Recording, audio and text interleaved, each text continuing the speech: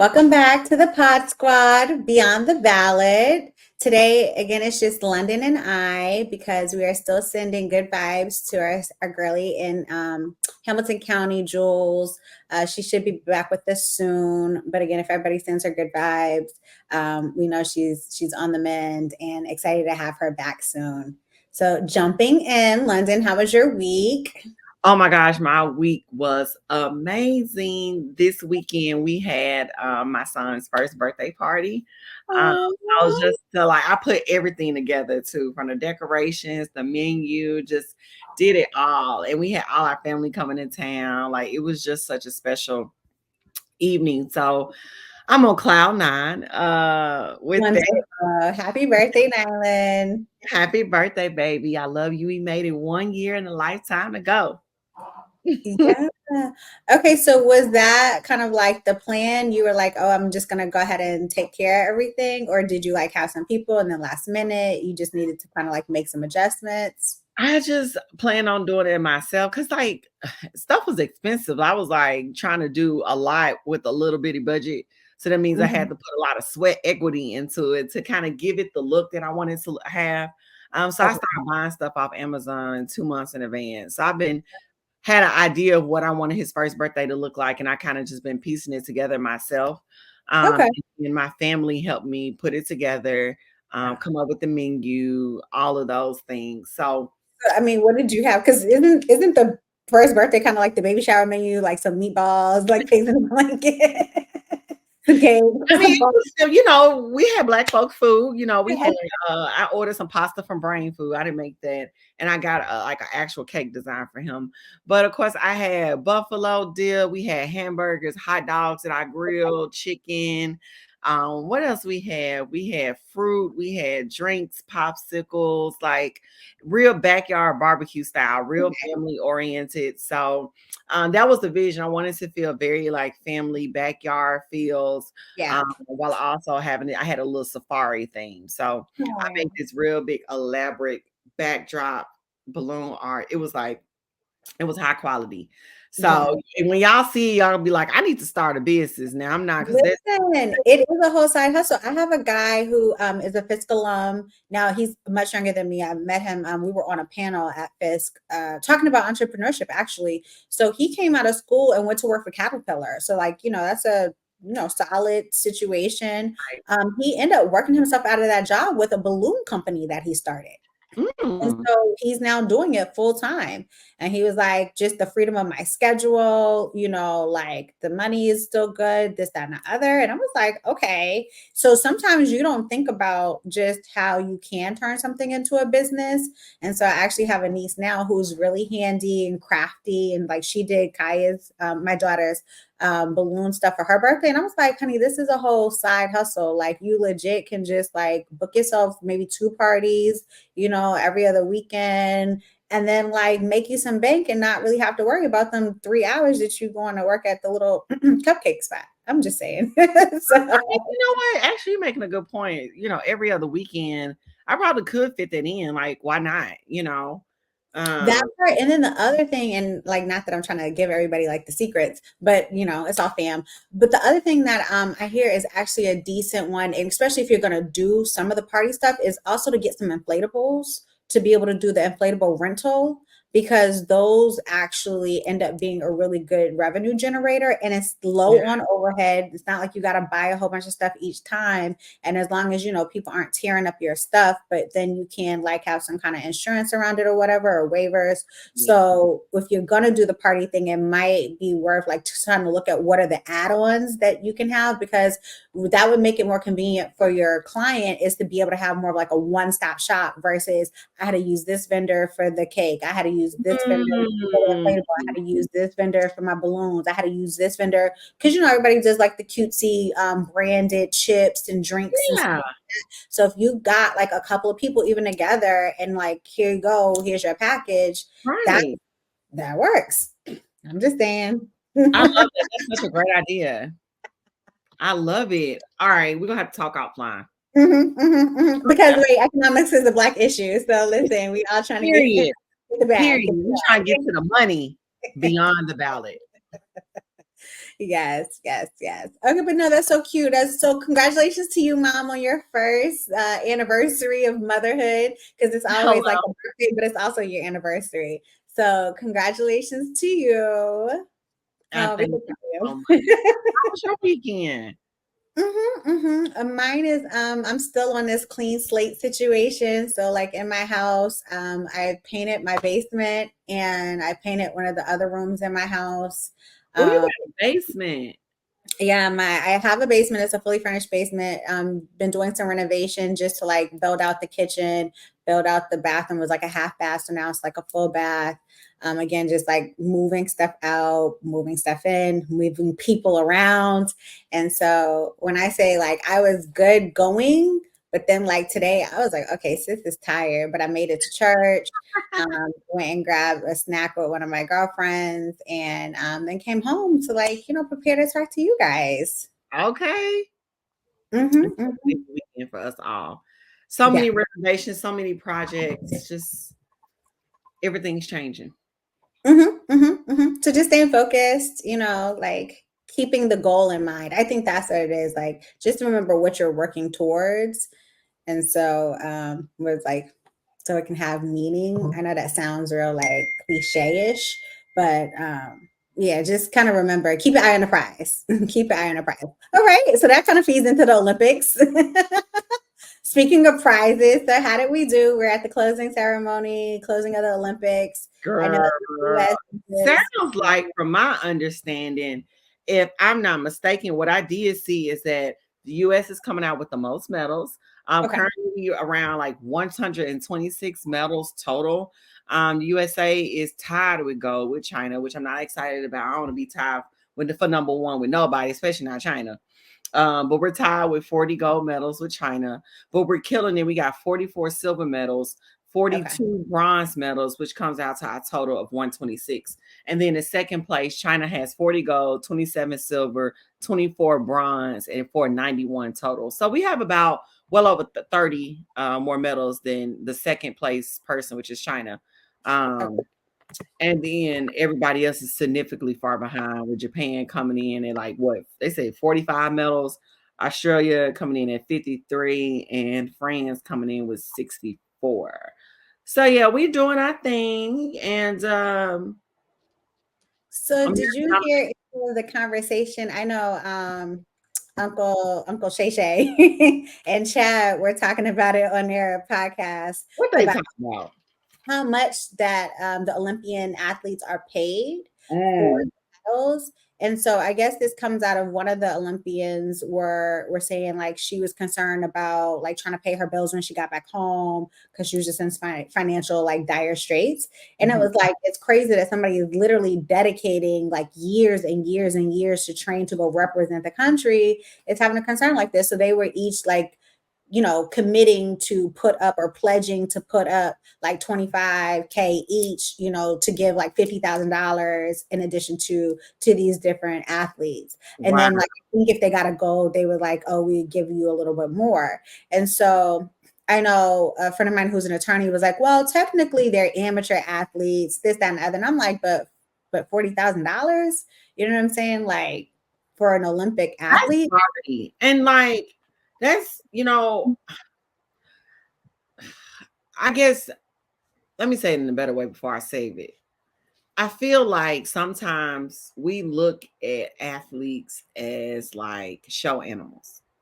Like, look at them Mm. do these amazing tricks for our entertainment and for us to watch, but not really truly understanding the wear and tear on the body, the amount of training, the amount of sacrifices, the physical strength it takes in order to be perform these sports that obviously nobody in the world is really able to compete because they're the best athletes in the world.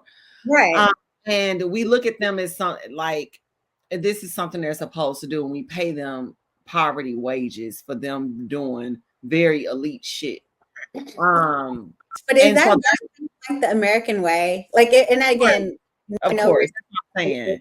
because we're coming off the In United slavery, it's always, I'm not, it's obviously more Olympians are not all black or something like that. I'm not saying that, Yeah. but it reminds me of like how they used to get us to be out there dancing around, running around for your entertainment without giving you nothing in return, which is kind of why I like how they start letting college athletes get these deals Yeah. and not have to go through the school, because the school, again, we're using these out athletes getting paid millions of dollars doing sports weekends or whatever, and have these athletes running up and down a field or a court or whatever for free, and they not getting no money, and that's if they make it pro. I So think that was one of the counter arguments to that. Like, okay, even though they didn't get that much, from the United States, they still will get endorsement deals when they get home. They can like parlay that into other opportunities for, income. But when we look at it in comparison to the other countries, like the USA is like what, fifth from the bottom. So I literally just pulled it up. So where we're doing like that 38, Japan comes in at 32, Poland comes in at 25, Germany comes in at 22, Australia comes in at 13. But when we look at who's paying out more, South Korea is coming at 45, France is 87, Spain is 102, Malaysia is 216, Republic of Kazakhstan is 250, Israel is 271, Indonesia is 300,000, Singapore is 745,000, and China is 768,000. And these figures have been converted into US dollars and rounded up to the nearest dollar. Because when I first heard it, I was like, is that USD? Because, like once you start changing over, the money, no it's wonder China got out on gold. okay, now put it in perspective. And so I Right. get it, but and as I said, I think maybe this is one of those things that we could go back and just like revisit and maybe make some amendments to, because even if that's just like, oh, that's how much they've been getting like paid, what is the cost of living? Like, where's the cola at? Like, Right. can we not just make sure our folks are taken care of? Again, you're doing us a great service to go represent on a global front. And again, like the wear and tear on your body, the level of commitment, the level of mastery that Right. you now have for this thing, then you got to come home and then try to I think like figure sometimes out how the to eat. USA doesn't appreciate its talent. I think the USA is spoiled where they expect us to always perform for them and give us this clout. And I guess a lot of people do it to be associated with America or whatever. But that's absolutely ridiculous to have to pay. And I mean, I get it. We go steal the most medals because I do think we have the most talented athletes here in our own country. But Mhm. at the same time, like the Olympics generates too much money for them not to pay these athletes adequate wages or what they're worth. Like, I think every athlete from the USA who win a medal needs to get a meal. Y'all Mhm. get a million times more in viewers and ad buys and things like that. Why not pay the people that's getting the views there? What do you think about the Olympics being in LA in 2028? I'm really excited about that. We need to find out how we get tickets right now. Now, regardless of my critique, I watch the Olympics. Mhm. I'm always cheering on Team USA for sure. Even though I'm criticizing them about them being cheap, but Yeah, like, I am here for it. I guess we need to go ahead and book our hotel rooms or find right somewhere now. to stay Mhm. Mhm. because it's going down.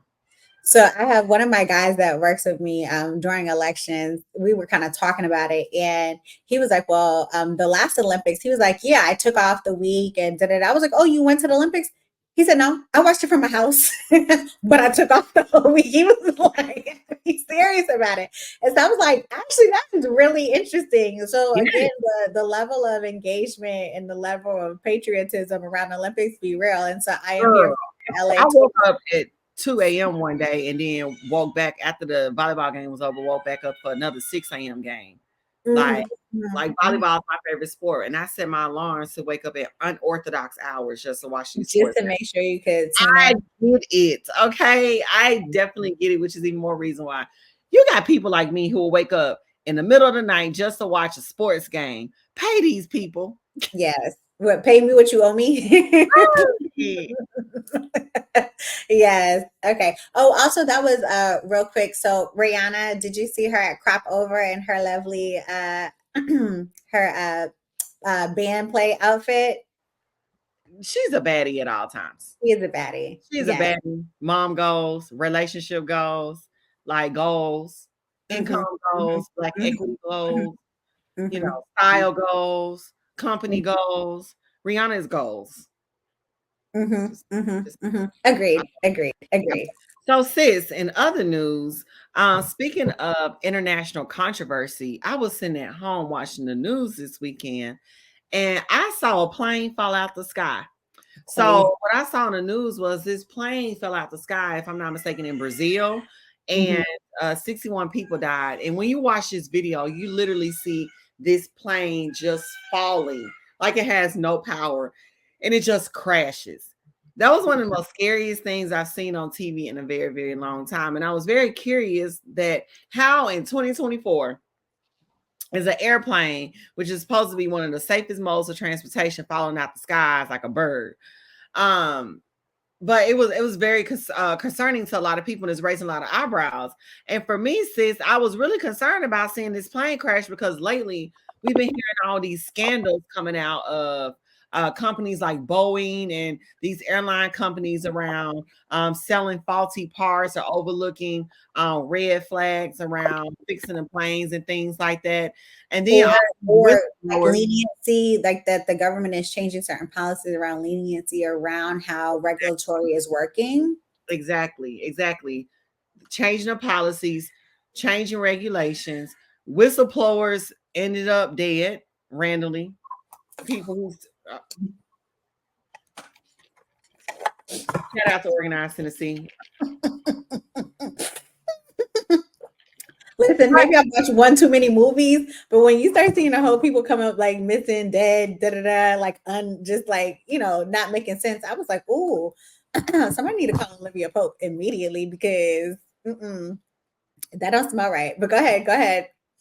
So I'm just sitting here a little concerned because I think that the thing about a plane crash is that it's not like a car accident where you have a probability of being able to survive.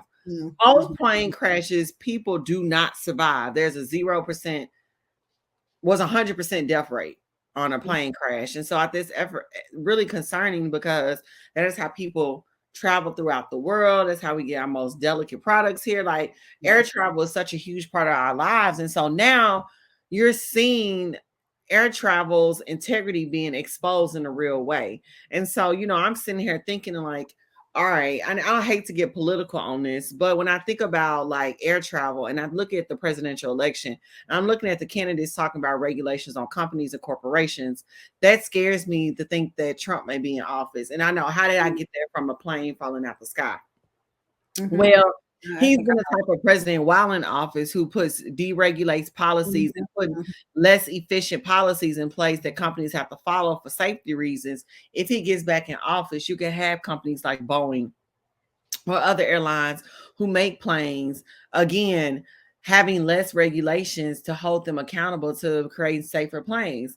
And so when I look at that plane falling out the sky, I'm like, man, Trump can't win. Like, I don't even know if that plane came from America or not. I know that's really, really crazy. But I'm not fronting you, sis. That was literally the first thing I thought about when I saw that video. But more so, I think that there needs to be a federal investigation into all of these airline planes from every single part of the process that they're implementing in order to make these planes. It needs to be reevaluated. And these airline controllers and mechanics, that needs to be reevaluated. These airline engineers, these aerospace engineers, everybody needs to be looked at because we cannot risk the integrity of air travel. If we risk the integrity of air travel, we slow up production and economic production in the world completely. And that is going to be an even bigger problem. So I'm praying for the families that lost their lives on that plane crash this weekend. That's awful. But I'm also praying that we get it together. Seriously. Yeah. No, and I feel like the economic impact, right? So when you have even companies like specifically like Boeing, there is like the commercial side of it, but then there's also like the military side of it. And like again, when we're talking about where follow the money, that currently I know they were talking about how there's such a back order, you know what I'm saying, like literally for like 20 years out, like there are still orders that they're going to have to be working to fill. And so it is also like, how are we making sure we're supporting these industries in the way that we need to as well? And I'm sure like there are some pipelines that exist, but like I think this is also one of those fields where you don't really see a lot of us. And so as we're always kind of like, what's the next frontier that like we should also be considering, like whether that is on like the sales side, whether that's in the aviation side, that's in the engineering side, like this is a field that also will have longevity. Again, I don't know what the plan for AI in aerospace is, but again, those things make me a little nervous. Do you understand what I'm saying? Like we just need to make sure we have really qualified people at the helm of the work. And so one of the things that I think, and when you said it, I was like, no, I know where she's going with it, is because like the deregulatory action is not always the thing that serves the people, the Right. best interest of the people. Like that's more for corporate, right, enterprise, where we don't really want to have to redo this, or we don't want to have to hire these additional people to check this, or we don't want that level of accountability. And so it is important to have a balance, right, in government that could be like, look, we understand the bottom line is important, because that is important for like, you know, America, right? Not even just the company. However, we can't sacrifice the quality of the product to then accommodate or like appease like profit sharing.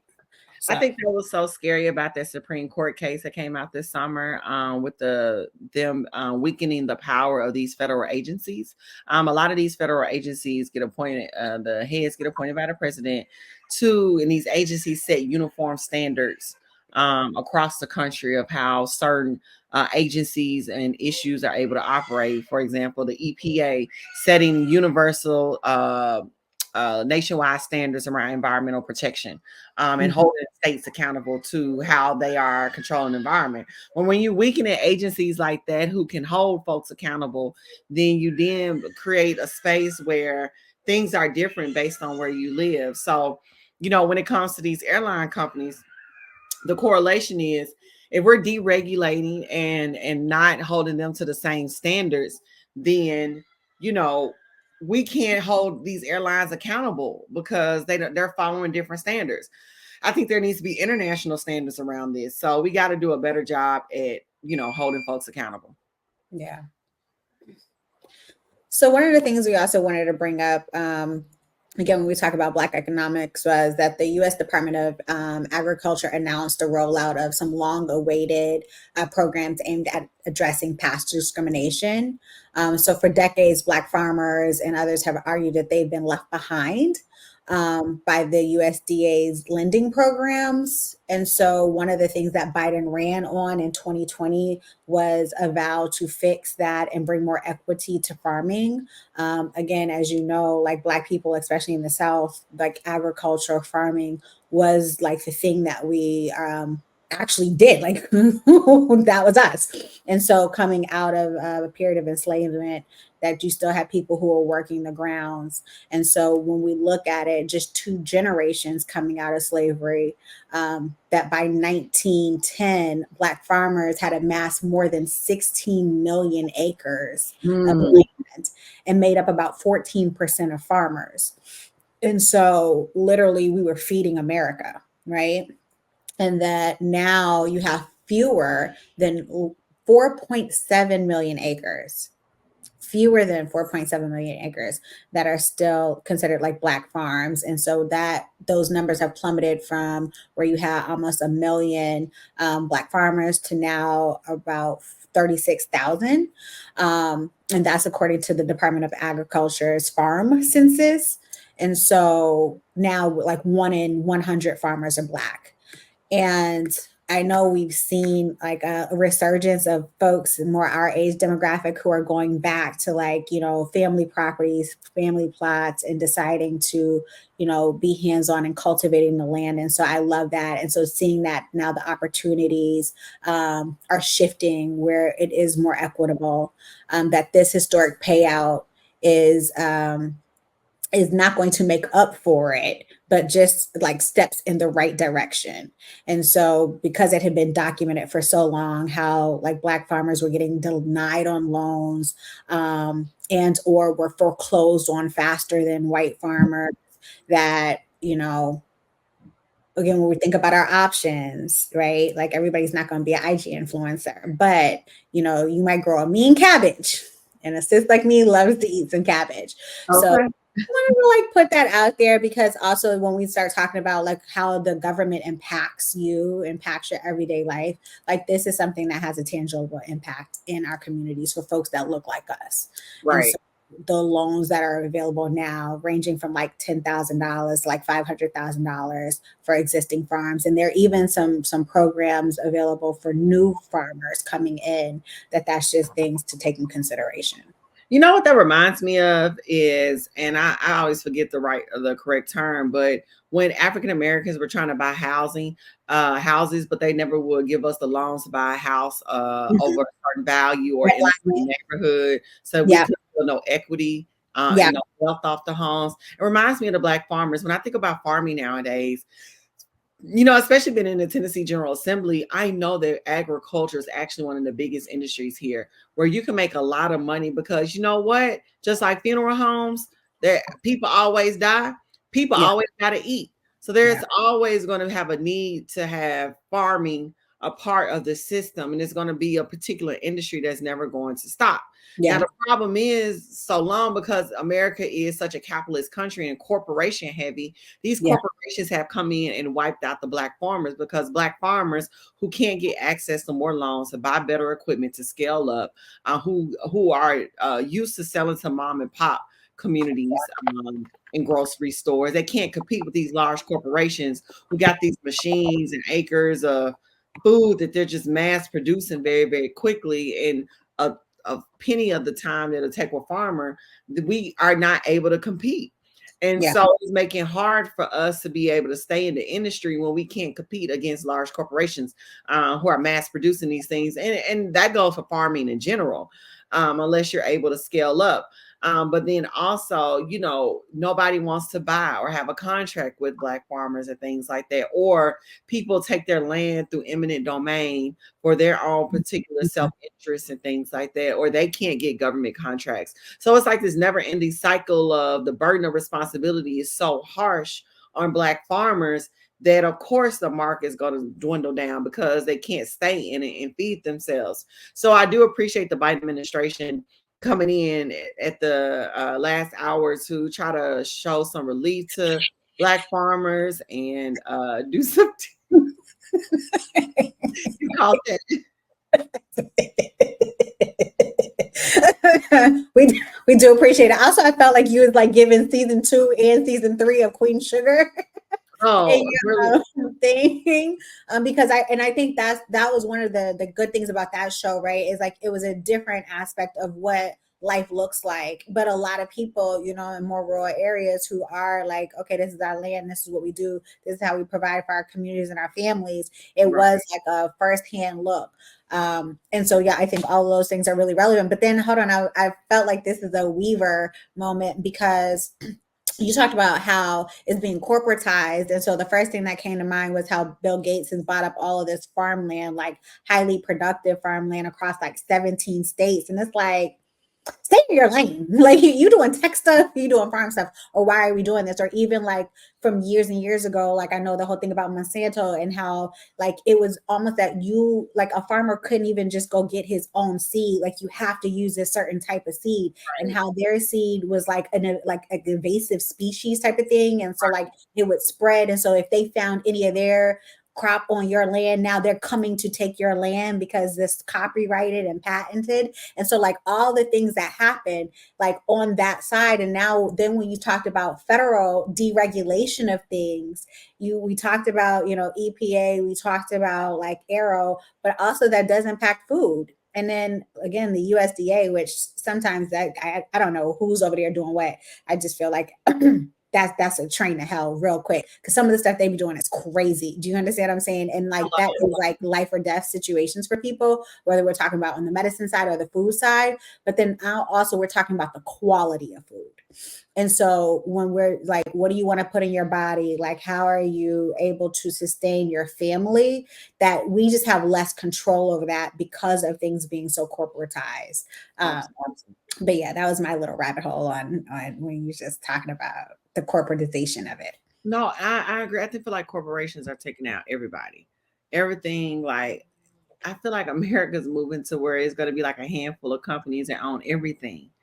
And you're taking out small business owners, you're taking out entrepreneurship, especially we're supposed to be a capitalist country, but that also has limits. Like, there has to be some sort of effort to spread the wealth and spread the equity and the opportunity to all people, so that you won't have a situation where, again, we're creating a permanent underclass in all industries. And so we're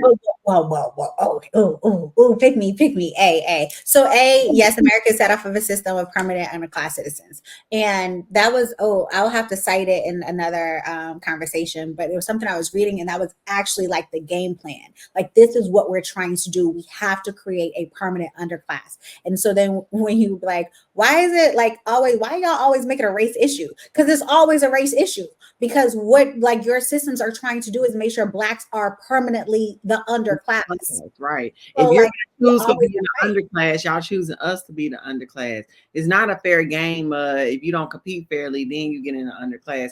No, you create a system of classism where race is determination of what class you're going to be in. We know classism is always the hierarchy, the most important thing, but understand that who belongs in what class. And it's always us. And so that, I don't know if you saw the movie Origin, but that's a really good movie. Everybody should go watch that. And that was her argument, that it's really not a racist system, it's a caste system.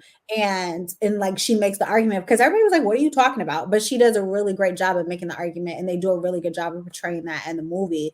But outside of just the caste system and the race system, like the us against them, and this is somebody else who was talking, really that's the us against them at this point. It's us, the people, against the corporations. And I know that like can probably sound like a really radical concept, but we've already just talked about how that's playing out. So the thing is, usually for the folks who are getting caught up in the race bait on, you know, whatever you feel is moving you to feel this type of way about somebody else that you don't know. They ain't thinking nothing about you. They living their own lives, just trying to make ends meet, just like you.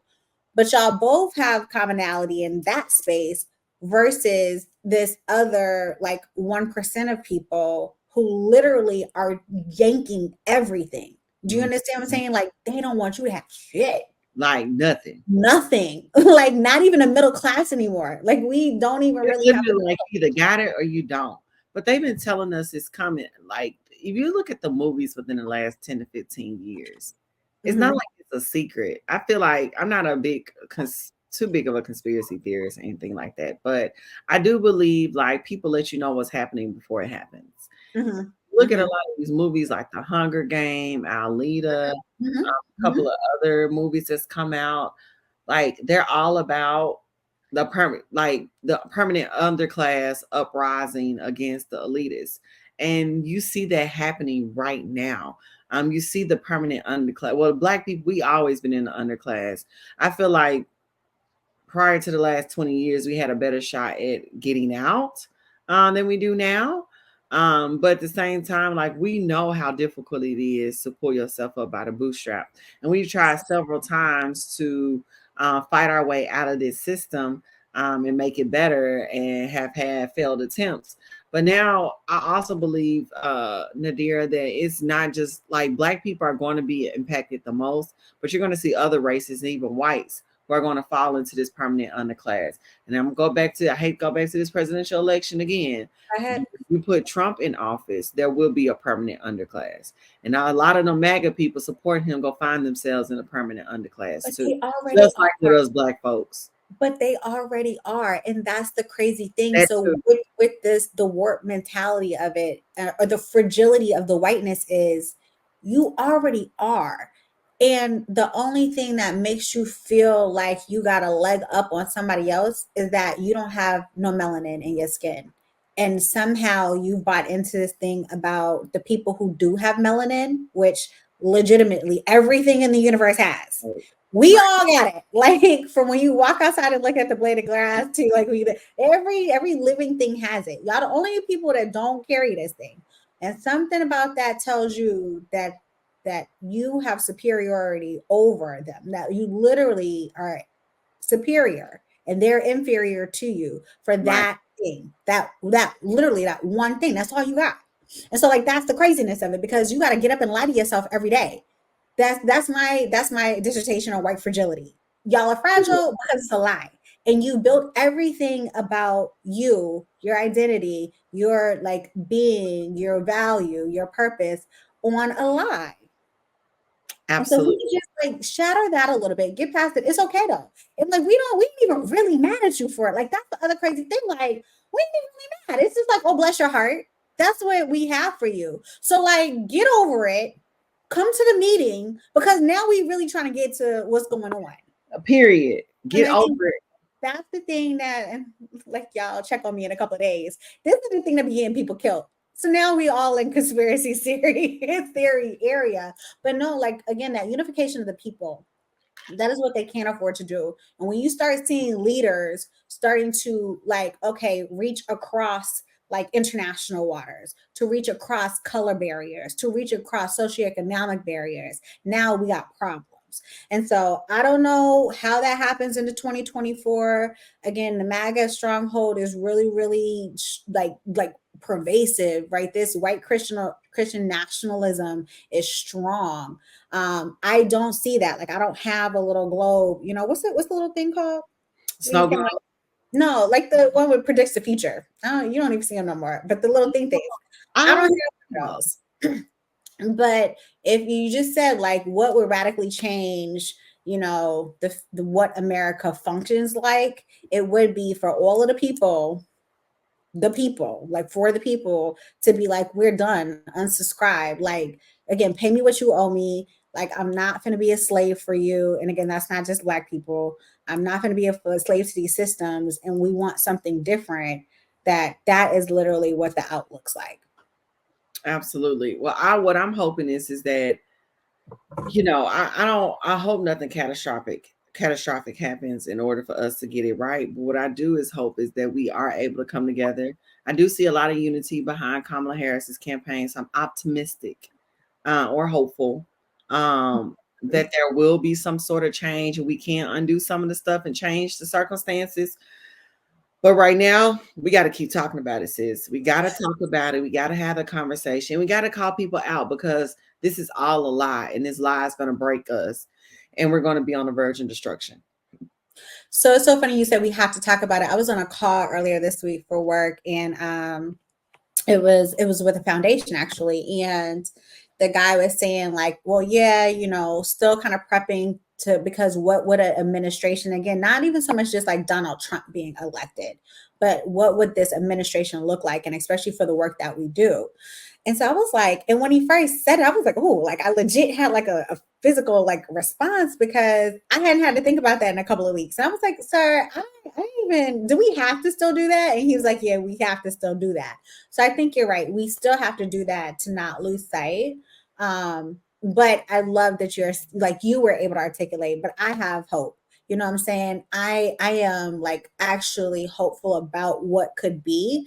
And again, like a month ago, 6 weeks ago, we weren't talking about that. We weren't having those conversations. So that's progress even in itself. Right. It's just the Sure. idea that there's something on the table that I can like swallow and be okay with, because I can see a future. I can make this future a reality. Right. Absolutely. Well, I'm here for it, sis. And I just want us to keep having a conversation so that things can get better. Absolutely. Hey guys, so thanks for tuning in to this week's episode of Beyond the Ballot. I'm London Lamar, and this is Nadira Freeman. And thank you for joining us this week. We love you, Jules. We'll see you back next week.